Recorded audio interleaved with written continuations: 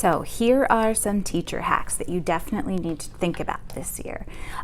With everything being so up in the air and brand new and everybody feeling so overwhelmed by everything that we have to do, these are some tips for working smarter, not harder.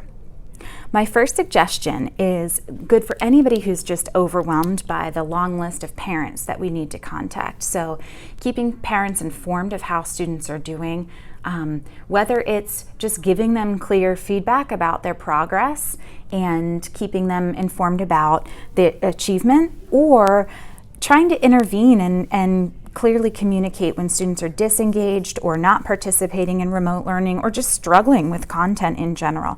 Maybe it feels like there are just way too many parents on your to contact list, and it doesn't seem possible to do a good job with that.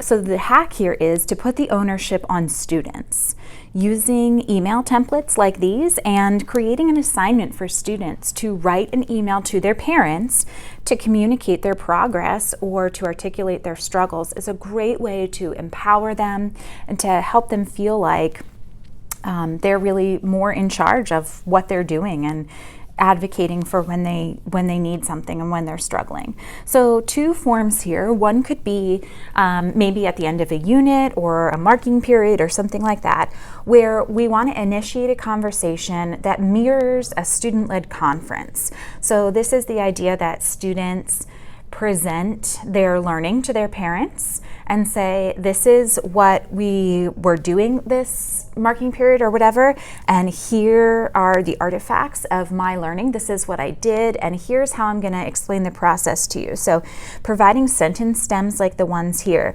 The student saying, when I started, I thought this, but then as the learning journey progressed, here's what I realized. Here's what happened when I practiced. And by the time I was finished, then here's how I was different, and I knew that I had been successful for learning. I think parents are really appreciative of these kinds of interactions because we all know kids go home at the dinner table and just are very vague about what they're learning and how their day was. And this can really give them some of the language to engage in those conversations that could be really valuable in their family dynamic. So then the other one, if a student is just having a hard time, this one helps us get to the root of the reason why. So I think it's important to not always assume that students aren't participating or aren't making their best effort just because they're unmotivated and they don't want to. In the form for communicating lack of progress, the student could write to explain to their parent what they're struggling with. And maybe that is a certain content-related concept.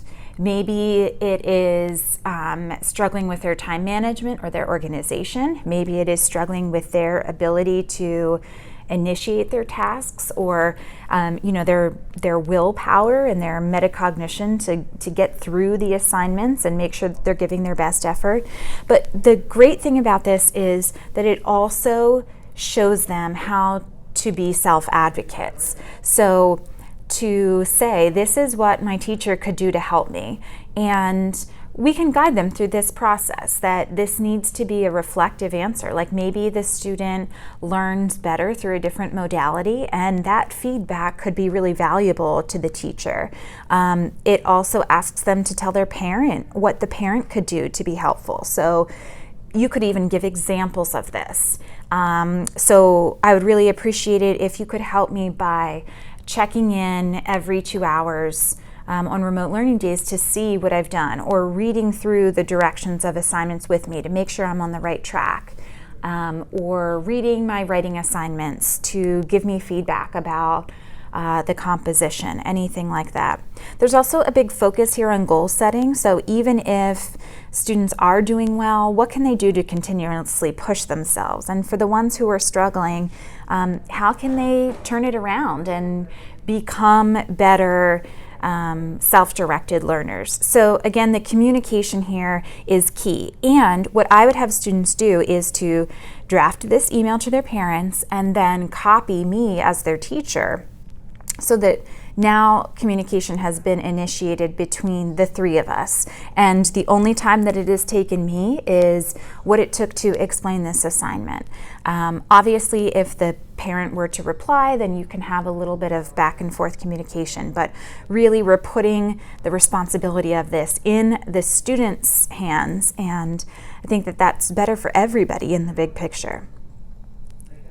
A second hack.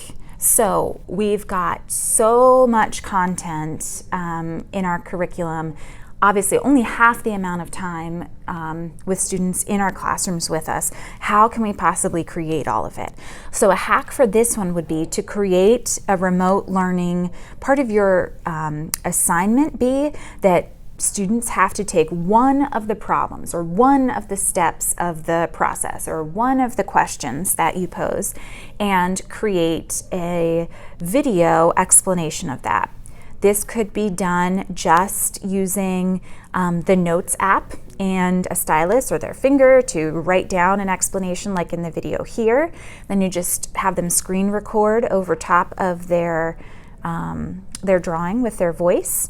You could have them create a Flipgrid response. You could have them, maybe this doesn't have to just be for math. It certainly could be, maybe you assign a paragraph writing response and you have students do a think aloud and explain their thought process through that. Maybe it's a grammar concept and they each have a certain number, a certain sentence that it's their job to explain the syntax or the verb usage or whatever that may be. So you could see in the Schoology assignment that students might have 10 problems that they complete, but now I would designate that each of those students takes one of those 10 problems and does the video explanation of it and submits the video file. So what does this do for me as a teacher? Well, now not only do I get insight into their thought processes, their problem solving in areas where they might be stuck or have misunderstandings, but I also am going to have content that now I can turn around and push back out to students.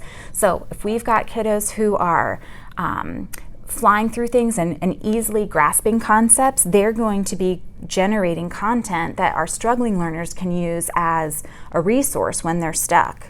This could also be something that you post somewhere for students to be able to take a look at for review. So let's say it's before an assessment and you give them a study guide and there are probably parts on that study guide that they're going to need to refresh their memories about, or they're going to need to check their work.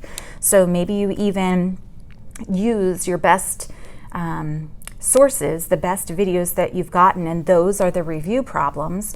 Students go through and solve them, but then can check the videos that have been recorded to see, did they do the problem solving correctly? Was their thought process aligned?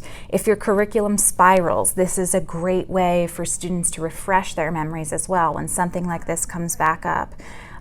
So being able to leverage the kids to be creators of content is a super powerful time saver for the teacher, but it also is requiring higher order thinking and application for the students as well. You could even do this in a way where it is required of them to explain a mistake that they've made. So maybe they look through some feedback that you provide to them, and their assignment is to create a video to correct their mistakes. And so they might be directed to think through that process of revision and refining all of that. So lots of potential with making students our content creators. Hopefully these tips helped.